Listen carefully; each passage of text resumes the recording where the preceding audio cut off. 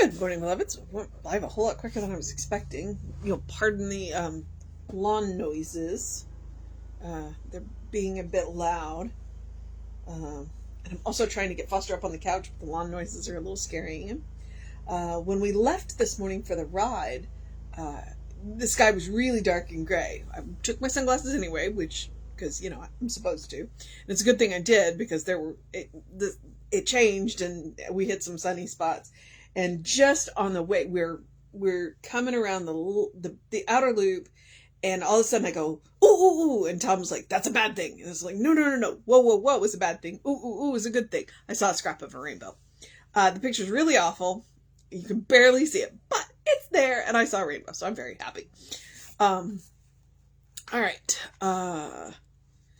It is Monday. It is August 29th. Our title is, I See God Personified in All People. Our first quote is, look not every person on their own things, but every person also on the things of others. And that is Philippians 2:4. The second quote is, theirs was a fullness of heaven and earth, and the more that they gave to others, the more that they had. And that is Taoism. Okay. All of the great scriptures have announced this central and transcendent truth. Give, and to you shall be given. Every act carries with it a sequence, bringing the rest of the action back to the self. This is what is meant by karma. For karma means the fruit of action. Emerson called it the law of compensation, and Jesus proclaimed the same law in his teachings, that as we sow, so shall we reap. And this is why the ancient Chinese said that the more we give to others, the more we have. It means the return of the self to itself. The great apostle did not tell us to forget the self. He merely told us to also remember everyone else. That is, we are to view ourselves each in the other and behold God in all. When we realize love as the great harmony, we shall all sing the praise of God. Before we can do this, we must perceive this harmony in each other and in everything. Thus, everything which seems separated is united at the root. All, over all, in all, and through all is the inevitable seed of perfection, to which Whitman referred as nestling at the center of our own being. I see God personified in all people, manifest in every event. Spirit is not separated from the person or the event. It unites each to itself, vitalizing each with the energy of its own being. I, too, am an instrument of its perfection, and today I recognize my union as perfect and complete. And if you can't tell by the way it's written, that is Ernest Holmes. And I was clued in by the fact that it didn't have a science of mind quote. A lot of times Ernest Holmes' writings will not have a science of mind quotes, and all of the practitioners and ministers do.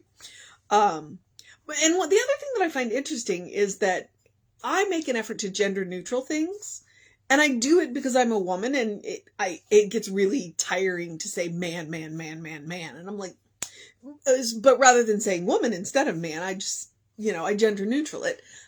So that everybody is included, which is the point of the reading. Everybody is included. But so I did gender neutral the Philippians.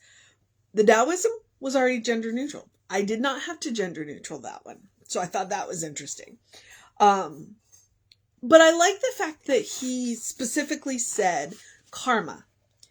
Karma is the fruit of action. A lot of the time when we say karma, we mean bad things. It's like, well, karma's going to get you. Okay, well, yes. And I've said it before and I'll say it again. I hope you get what you deserve. Can be one of those things that it tells you where you are spiritually when someone says, I hope you get what you deserve, whether it draws you up short in fear or you're happy when people say things like that. It's like, I hope you get what you deserve. Well, karma is the fruit of action. What you put out into the world is what you are going to get back. So it behooves us to, again, be aware of what we are putting out. And and I've talked about this before. It's not about each individual thought. It's not about each individual action. It is about the trend of your thoughts, the trend of your actions.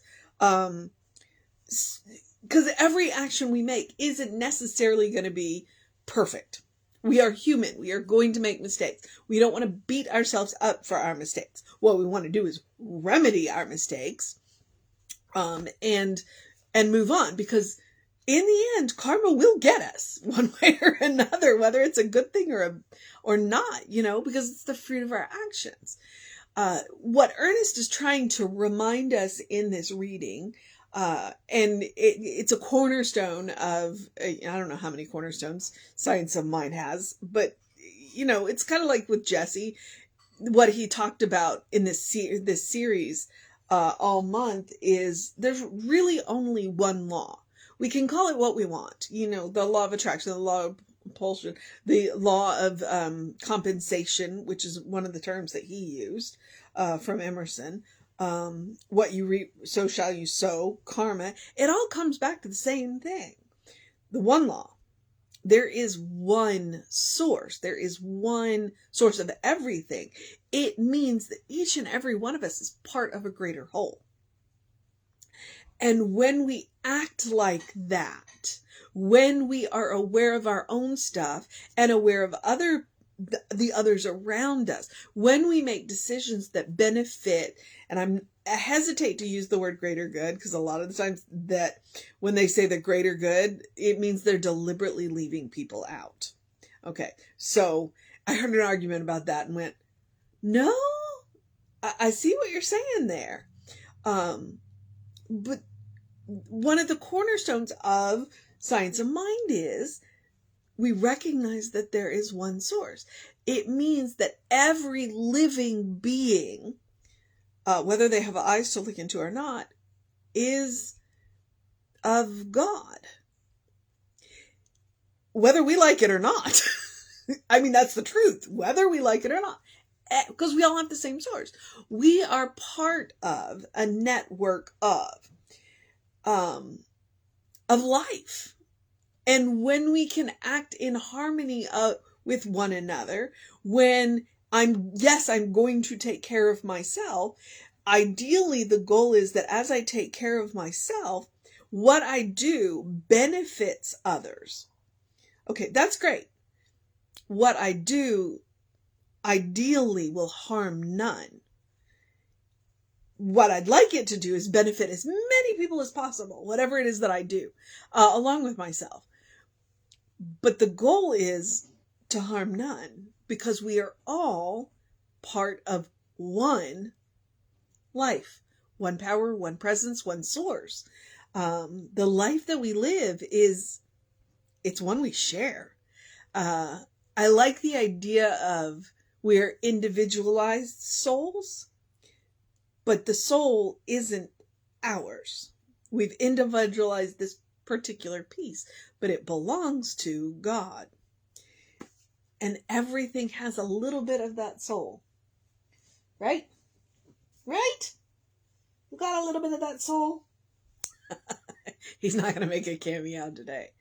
And so, are we our siblings' keepers? Yes. Do we bear the responsibility of making sure that they stay on the right path? No. All right? But it does behoove us to live our life in such a way that we light their path. That we don't make their path harder. But we also can't walk their path for them. So it's like that's where the harmony comes in. That is absolutely where the harmony comes in. It's like, I want to live my life in such a way that good things happen. And good things happen around me. And good things happen to me. And good things happen for me. But when good things happen around me, that means that they are happening to other people. I am my siblings' keeper, in as much of the fact that while I cannot walk their path, It's not mine to tell them what their path is. It is mine to hold my light up so that they can see their path. And it is not mine to tell them that they're wrong. All right, Ernest. You got me onto some kind of tangent that I wasn't expecting to go on, but that's the way it is with Ernest. The title is I See God Personified in All People. All right? The mission, should we choose to accept it, every single day is to look in the eyes of another and see God looking back at us. To treat every living thing as if it were God in front of us. To treat everything, not just living things, but everything as if it was holy. Because the truth is, everything's made from the same source. Everything is made from God's stuff. Everything is sacred. There's nothing that's not sacred, because there's nowhere God is not. So the mission, like I said, is to see God looking back at us. And one of the places that we can start is when we look in the mirror to see God looking back at us. Start there. Start there. And I know what I'm asking. And I know that what I'm asking can be hard. But if you can start there, everything else will be easy. If not easy, at least easier. All right? You're a beloved child of God. Look in your own eyes. See God looking back at you. And then look in the eyes of another and see God looking back at you. And then tell me that peace and harmony and joy and creativity and love are easier. All right, Ernest. That was Ernest from The Science of Mind. Remember that Beyond Appearances is a collection from the writing from the Science of Mind magazine. It's always fun when I get to do Ernest. The next book that I'm intending to do will be a collection of women New Thought writers. And they may not be Science of Mind, so it'll be interesting. But we got a while before we get to that. That'll be next April or May. I'm not sure. So yeah. Okay. You've got your mission. As always, I am going to encourage you to do something loving for yourself, do something kind for yourself, do something compassionate for yourself, whatever that looks like. Big, small, doesn't matter. It's Monday, so be gentle with yourself. I enjoy Mondays. I've said this before. At the start of the work week, you've got a blep. He's a black cat with just a little bit of the pink tongue sticking out. It's cute. And he will have it undone by the time I get off this and can take a picture of it. But, and that's what I'm talking about. Loving, kind, compassionate, a cat blep is cool. And so that can be your thing. Snuggle one of your, four-leggeds with fur, or, take a moment to enjoy. And then try and extend that moment out. All right. You know the reasons why. You deserve your own love. You deserve your own kindness. You deserve your own compassion. Absolutely. You're a beloved child of God. Practice on yourself. Create a habit. That is what I'm after. Honest to God, I am after that habit. And it works in the karma thing. Fruit of action. The more you practice love, kindness, and compassion, the more you're going to get back. Trust me on that. It is the way it works. So, hang on, let me take that deep breath. Came out of nowhere. I'm headed into my allergy season, so it's going to be interesting. I would also encourage you, as I always do, to do something to engage your mind and your body. I would encourage you to drink plenty of water. They were on the Today Show talking about hydration, how important that is for brain health, and how bodies of water, even urban fountains, can be very soothing to the senses. So, go put your feet in some water today or tomorrow, or stand in the rain, dance in the rain. But if it's lightning, be safe. So hydration is super important. Make sure you get your early morning light in your day. That will get you, or your early in your day bright light to reset those circadian rhythms. It's science, just like the hydration is science. Yeah, I'm going to lean into the science of mine. And make sure you open up the windows of your soul. Allow the breath of heaven to remind you, you do live in heaven right here, right now. It's an inside out job. It's a state of mind. It's a state of consciousness. It starts here. And then we create it out there. There is nowhere God is not. That means that you are capable of creating heaven anywhere you go. I believe in you. All right. Catch us on the social medias. We are Creative Life Spiritual Center, Creative Life Spark. I am the running Rev Ryan on the social medias that I am on. There was a really cool TikTok that went up on Sunday showing the food market that we done on Saturday. So if you haven't seen that, please scroll back a couple of videos and look for that. It's pretty epic. And they've got that sharing across all of the platforms. So you'll see it on Instagram, TikTok, and Facebook. Is there anything else? I don't know. Email info@creativelife.org to get on the constant contact.